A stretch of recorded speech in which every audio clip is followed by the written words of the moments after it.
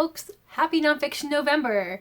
So I'm going to be doing the Nonfiction Book Tag, originally created by a Book Olive several years ago. It's funny, I look at these questions, I'm like, I've done this tag before, haven't I? Apparently not, which what probably happened was like, I probably planned to do this tag and thought about the questions and answered them in my head and then never actually filmed it. So anyway, we're doing it now. If you are unaware, a Book Olive is kind of like the go-to nonfiction book reviewer here on YouTube. She's not the only one by far, but she is also a professional book reviewer and her book reviews are just top-notch, and she is the host of the Nonfiction November month-long reading challenge, and this is a tag she made several years ago relating to nonfiction on Booktube.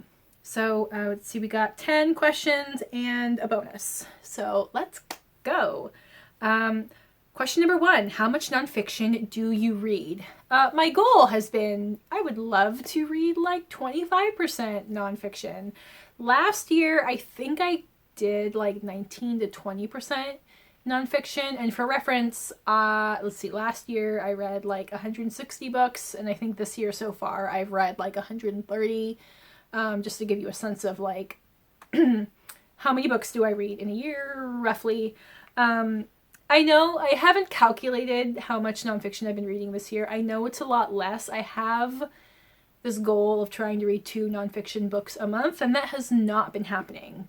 But I think for somebody who has such a love for fiction, I read a good amount of nonfiction.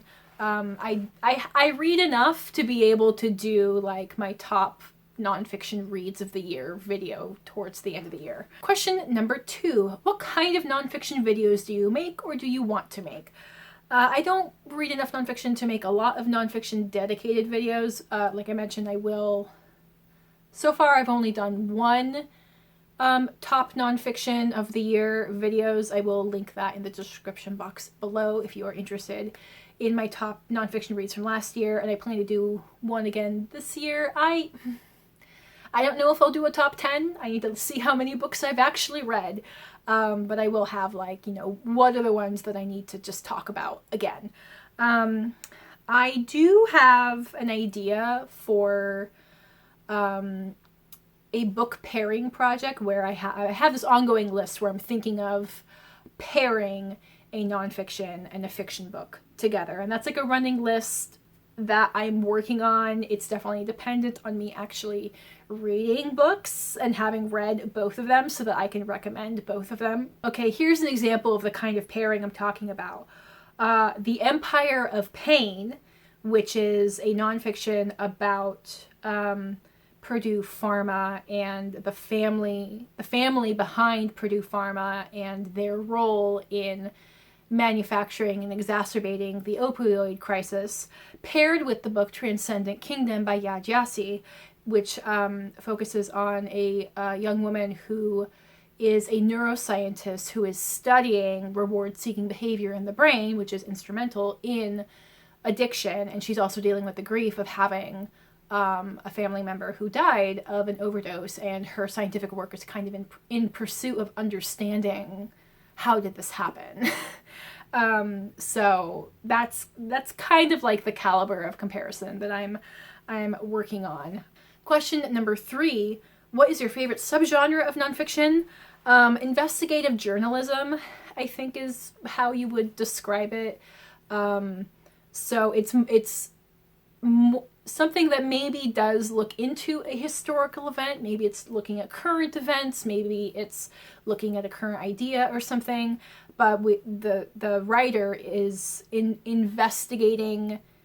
It's not just recording names, dates, sequence of events, but also talking to people, talking about like, what were the tensions between like historical figures involved? What are the consequences, intended or otherwise, as a result of some kind of political or policy action? An author that comes to mind clearly is Naomi Klein, is someone who does a lot of that kind of work. I would also think like Michael Pollan is another person who writes in that genre. Actually, one of my favorite books from last year in that category is Evicted, Poverty and Profit in the American City by Matthew Desmond. This was a winner of the Pulitzer Prize. So this author spent some time following 8 families in Milwaukee as they all struggle to keep a roof over their heads, and he really immerses himself into the lives of these people. And actually, like, his afterword is really fascinating when he talks a little bit about like how entrenched he was in their lives, because he kind of had to be in order to like gain their trust and get them to tell their story and be vulnerable in this depiction of how hard it is to stay housed when you are living in poverty, and just like the challenges of living in poverty and trying to stay housed, and then also like what policies and laws and other aspects make that shit even harder. Anyway, so if you have not heard of this book, like, this Chef's Kiss is like the really down in the trenches kind of investigative reporting that I love. And it's also heavy reading because you are right up in people's personal lives. You get very invested in them. Maybe that's what it is. Is it's telling me about an issue, and it's adding a personal element. It's figuring out how do you add like this personal element to it that gets you as a reader really invested in learning about this topic. So gotta shout that one out. Question number 4, do you have a favorite nonfiction book? No, because I can't pick just one. But in addition to Evicted, I have kind of a 3 standout ones here. I mean, of course, Braiding Sweetgrass, Indigenous Wisdom, Scientific Knowledge, and the Teachings of Plants by Robin Wall Kimmerer. This is a Booktube favorite, and it is well worth the hype. It is a blend of memoir, Indigenous knowledge, and botany, and kind of a mixing of all of those things, and it's beautiful and informative and meditative, and something that does talk about like environmental justice and climate justice, like adjusting to climate change in a way that is realistic but also in a way hopeful. So love that. In the Dream House by Carmen Maria Machado, lives in my favorites because it's so unique. This is a memoir that's told through the lens of a haunted house. And not even a haunted house, like using storytelling and folklore tropes to chronicle, to document her experience of being in a queer abusive relationship. And each chapter is kind of from a different perspective. Like, we've got the Dream House as noir, and it kind of describes a scene as like in a noir style. We've got the Dream House as choose your own adventure. And yeah, and also like the audiobook for this is very good, very haunting. But yeah, like stylistically, it's so unique, and in telling this story of domestic abuse, it's also very effective. So love that. And then Laziness Does Not Exist by Devon Price, PhD. Devon Price is a transmasc, disabled psychology former professor who does a lot of work on challenging social norms. Let's put it that way. This book talks about, it's very much a critique of like capitalist hustle culture, productivity culture, and first off critiquing that and where those ideals came from and how unobtainable they are, and then also bringing in the perspective of like, okay, what if you are a disabled person being held to these standards? And this book really sits highly in my feelings. I think it didn't, I think I was already primed to, I think I read this kind of after like the first year of the pandemic. Like maybe I read this like early 2021.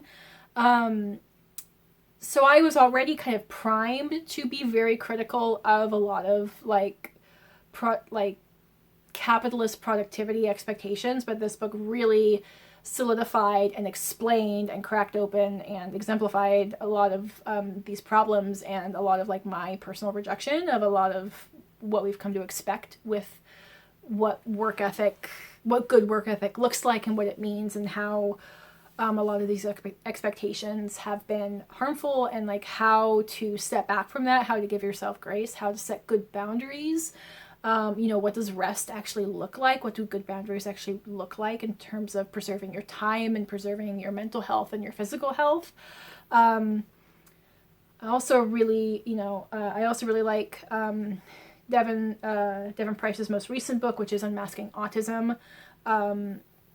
That one's also really great, but I don't have a copy of that, so this one came to mind first. But yeah, if you are feeling at all disillusioned with the rat race of be born, work to earn money that you mostly give to other people and then die, if you struggle with burnout, if you struggle with setting boundaries, if you are feeling disillusioned with capitalist expectations of productivity but don't really understand why or know how to articulate it, then this book is for you. I mean, it's really for everybody, but you kind of need to be ready to tackle some of these issues for maximum impact. Question number 5. What do you think keeps people from wanting to read more nonfiction? I think the most common barrier is the idea that it's boring, that it's going to be like reading your textbooks in school, and that experience, it's going to require a lot of intellectual engagement.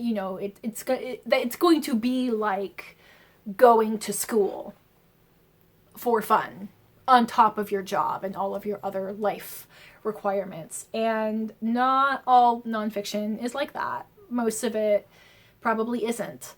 And I think a lot of it, especially in this country, is shaped by our experience with reading in school. Because even like in college, when I was having to do nonfiction reading for classes I got to choose and topics I did have an interest in, I was still reading like really advanced academic theory that to this day I'm like, how did I read that shit and understand it well enough to write a paper? That shit is like another language. Academic jargon is something else. I'm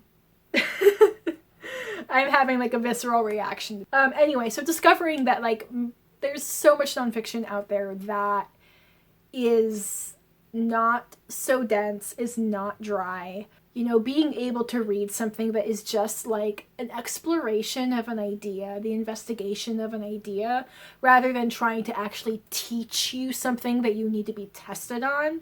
It's very different. It's very different. Question number 6. Why do you like nonfiction? I'm curious and I'm nosy, but I'm also mentally always very tired. So nonfiction kind of seems like the best way for me to learn about something new. And I'm someone who's like, I'm not going to like read one comprehensive nonfiction and retain all of it. I got a memory like a goldfish. I'm gonna read like 4 or 5 books kind of dancing around a similar topic. And the repetition of some of that information and the presentation of that information from different perspectives, combining it with maybe like a related fiction reading experience, is going to kind of build the big picture in my brain. I'm a very big picture person.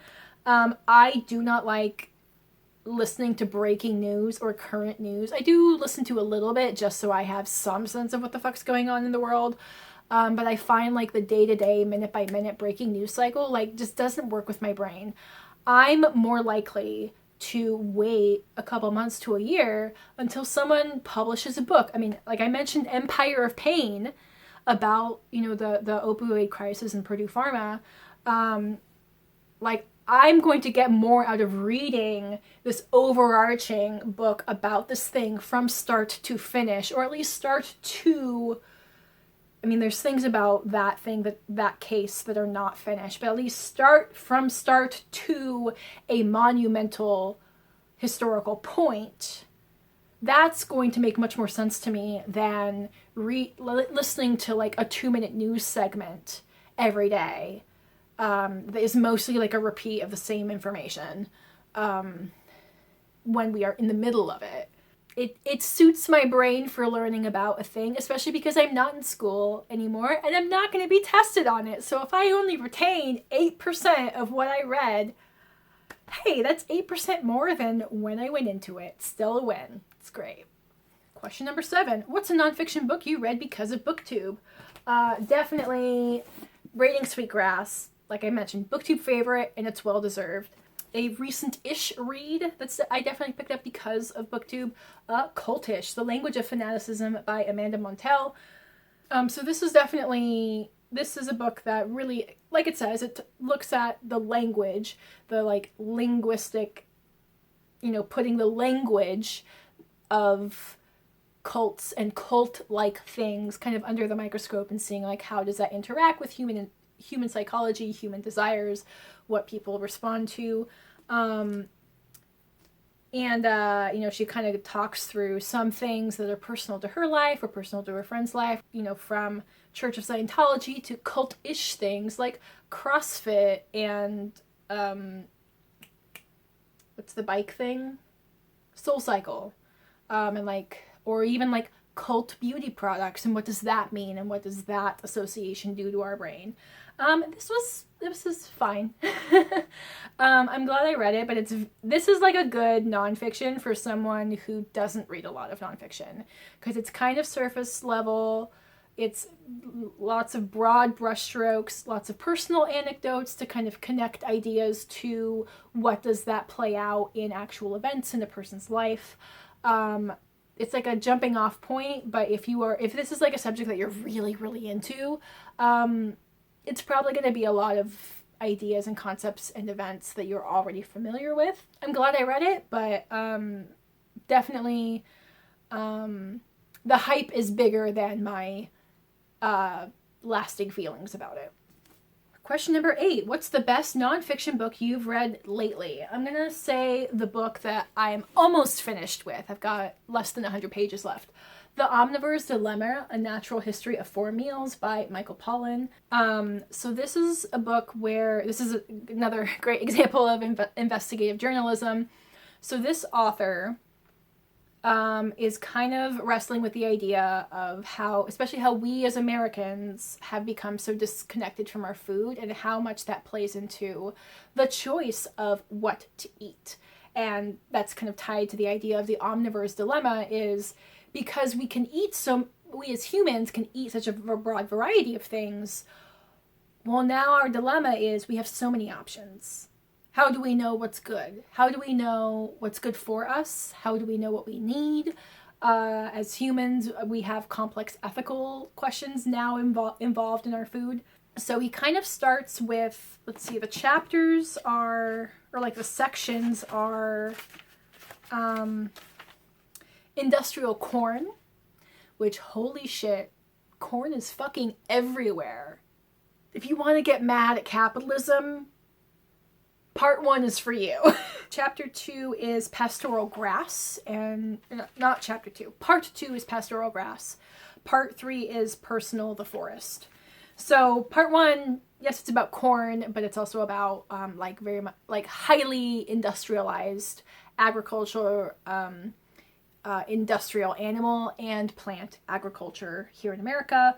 Question 2, pastoral grass, is kind of more about organic farming, both, again, plants and organic animal agriculture, and kind of trying to move away from that industrial model.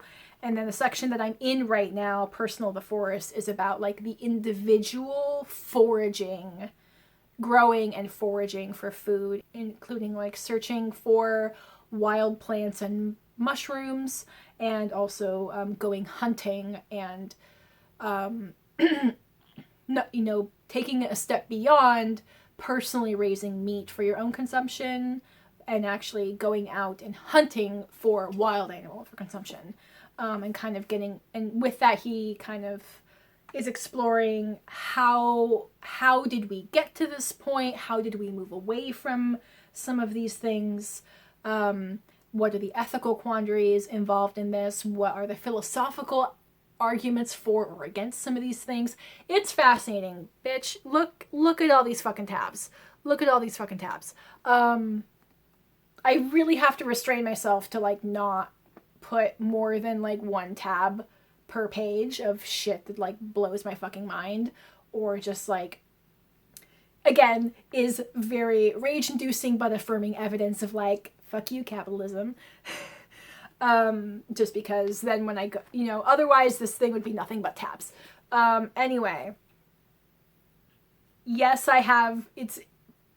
there are sometimes like anger or confusion or frustration, but like overall this is a great experience because I'm learning about the world. I find it really engaging. It's really interesting. I really like his writing style. I like that he is documenting like his own personal journey through this. So this one is definitely going to be whatever my top nonfiction reads of the year are going to be. This is definitely on that list. Question number 9. What are some of your nonfiction reading goals? I mentioned I would love to read like closer to 25% nonfiction. We'll see how that goes. I definitely learned this year that I have to really be careful about like how heavy a topic of nonfiction I pick up. Am I picking up something that makes me rage at capitalism and have a lot of heightened emotions? Not all of them. Like the overall experience is good, but moment to moment might be a little bit more uneven. Or am I reading something that's a bit more surface level, just like not a lot of like, it's interesting, but there's not a lot of like reaching in and grabbing hold of me personally. So I've learned a lot about mostly about the books I buy because that kind of correlates with like priority of what I read, and I need to kind of balance how much heavy nonfiction I have with more removed nonfiction. Because that was something that happened earlier this year, was there was just a lot of world shit going on early in the year, and I was having trouble. Like I went through like 2 months where I was reading complete like fantasy and science fiction. I could not read like contemporary anything. I was like, I need to completely disassociate from the real world. So just being more thoughtful about correlating my mood to what kind of nonfiction I can read. I think I've learned a lot, and hopefully that will help with reading more. I would love to read it more regularly. Again, like I mentioned, this year has been more like read a couple of nonfiction a month and then not read any for like the next 2 or 3 months. And I would like to at least read one, or at least be in the process of reading one nonfiction a month. For example, again, like Omnivore's Dilemma, I have not been able to find an audiobook copy for this. My library doesn't have it. Libro FM doesn't have it. I can find the like abridged youth edition, but not the actual unabridged, this version. So I have to read it physically, and this book is just big enough and the topic is complex enough that it's not conducive to reading at work when I have a lot of distractions, or reading on public transit when, again, like I have a lot of distractions. It's like, no, I need to sit down and dedicate like half hour, 45-minute chunks. So it's just taking me longer to go through it, but it's worth it. So even if this thing takes me 6 weeks to 2 months to get through, I think that would count. If in my month of reading, even if I didn't finish it within a calendar month, that within that month there was a nonfiction pouring its information into my brain at some point in there, I'll count that as good. Yeah, it's like, of course I want to read more, but you know, I'm also trying to set realistic goals. Like we're trying to have goals that actually pay off rather than goals that feel like work. So, okay, question number 10. What's your advice for incorporating more nonfiction into your reading list? Audiobooks. If you can listen to a podcast, you can listen to an audiobook. That being said, of course, it really depends on the content and the writing style and, the narrator. trying to find what kind of genre, what kind of writing style, and works with how your brain absorbs information, and also in what circumstances. You know, you may not have a job where you could listen to audiobooks. Maybe you don't take public transportation, but hey, you could listen to a little bit like while you're doing the dishes or doing other chores around the house, or I don't know. I mean, my brain works where like I can listen to an audiobook and play something like Sudoku like on my phone. Like it takes up at least different enough parts of my brain that I can listen while doing something else. And I find it relaxing. That might just be me. I don't know.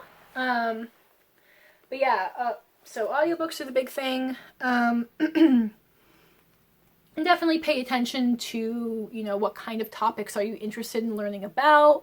Like if you do listen to the news, or again, listen to podcasts or listen to interviews, like what kind of topics do you tend to find really interesting, and try to find nonfiction that kind of replicates that kind of information or that kind of tone. Also maybe pairing it with the fiction you're reading. If you read, you know, a lot of historical fiction or something, learning more about that time period, or I don't know, if you read a lot of science fiction, read something that kind of talks about space physics or the physics of black holes or something, to get an idea of like, hey, these, what kind, you know, are these fictional authors pairing this scientific world on scientific knowledge that we actually know, or are they making this shit up? And interesting, what kind of choices are you making when you're making this shit up? Anyway, yeah, that's the rambly advice that I've got. Bonus, gifts or recommendations of nonfiction booktube channels that you love. Of course, a book olive. I mean, if you're watching this and have an interest in reading nonfiction, you've probably already heard of her. I don't watch a lot of other people who do mostly nonfiction, but some other people who read a lot of nonfiction that I also find interesting, like where I get a lot of my nonfiction book recs besides a book olive. We've got Bookish Realm, Books Like Whoa, and Beautifully Bookish Bethany. Bookish Realm is a librarian. She mostly works with like youth literacy, but she reads very widely. I mean, she mostly reads fiction, and she reads such a variety of stuff. But the nonfiction that she does choose to pick up is also like, that's already on my radar. Or like there's one book that I am waiting for her to read and hear her take on it, because like my feelings on that book were kind of meh, but she like as a Black woman, and as, you know, someone who works in libraries, works with literacy, and with that works with like, in a way, education and the forming of ideas on young people. She's going to come into that book with such a different perspective, and I want to know, like, anyway, I just want to know if like the problems I picked up on are something that she sees, and if they bother her in the same. Anyway, yeah, love her perspective. Books Like Whoa, I think Books Like Whoa and Beautifully Bookish Bethany are actually all three of those people. They all do kind of run in similar booktube circles. Sometimes there'll be like a group chat about, you know, 6 or 7 people talking about a certain book or a certain topic, a booktube community topic, and those people, they're all friends with each other, and they are often in those community conversations. Books Like Whoa and Beautifully Bookish Bethany both are people who have deconstructed from more conservative evangelical Christianity. So they have some specific videos that correlate with them reading some books about that topic and comparing them, and also comparing it to like some of the fiction that they read. I mean, they mostly read fiction, but the nonfiction they pick up tends to correlate with a lot of the topics I'm interested in. So if you look at some of my recommendations and be like, oh, all of those sound interesting, you might find similar inspiration in their channels. So yeah, if you have creators that you love watching for their nonfiction recs or other recs beyond their nonfiction, please don't be afraid to recommend them in the comments below. I'd love to get, you know, some advice of new people I should check out. So if you've made it to this part in the video, can you leave me a house emoji or some kind of resident, I don't know, castle, tent, I don't know, whatever you can find. Leave me a house emoji if you have made it this far in the video. I hope you have a great rest of your day. I encourage you to go out into the world and be curious. What an apt request for this video. Love it. Great. I will have my social media and all the other places where you can find me in the description box below. And I will catch you folks in my next video. Bye!